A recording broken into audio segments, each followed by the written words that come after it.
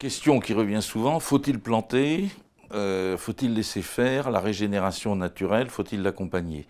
Il est évident qu'il est beaucoup plus simple de laisser faire des phénomènes naturels que de planter. Parce que planter, c'est quelque chose qui est compliqué. Il faut fabriquer le plant. Comme ça coûte relativement cher, on ne peut pas en mettre beaucoup. Malheureusement, quand on plante des individus qui sont en très bonne santé. Ça attire le chevreuil. Donc il y a vraiment des risques à planter, et c'est assez stupide de planter quand déjà il y a ce qu'il faut. Par contre, il y a des moments où il faut planter. Il faut planter quand il n'y a plus rien. On peut aussi planter quand ce qu'il y a ne nous convient pas.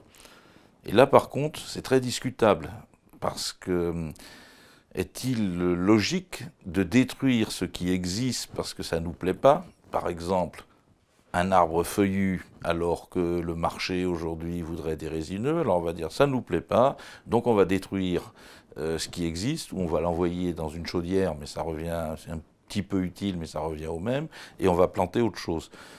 Je pense qu'à chaque fois qu'on peut utiliser la régénération naturelle, c'est mieux que de planter. Il faut se souvenir que les forêts ont combien? Celles qu'on connaît, 30 millions d'années. 30 millions d'années qu'on a des forêts avec des chênes. Depuis combien de temps l'homme plante? Depuis 200 ans. Pendant le reste du temps, les forêts se sont débrouillées. Donc il faut aussi faire confiance au processus naturel. D'ailleurs, la tradition française, et en particulier la tradition de la forêt publique, qui est faite par l'ONF actuellement, privilégie la régénération naturelle. Alors il y aurait d'autres éléments qui font que la régénération naturelle est plus efficace.